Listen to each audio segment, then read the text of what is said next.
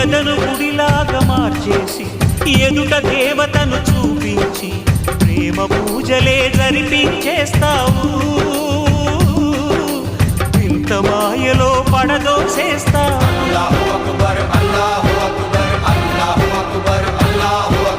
బ్రతుకు హారతిగా వెలిగించి వెతల పాత్రలో కరిగించి వెలుగు రేఖలను నిలువున కోస్తావు.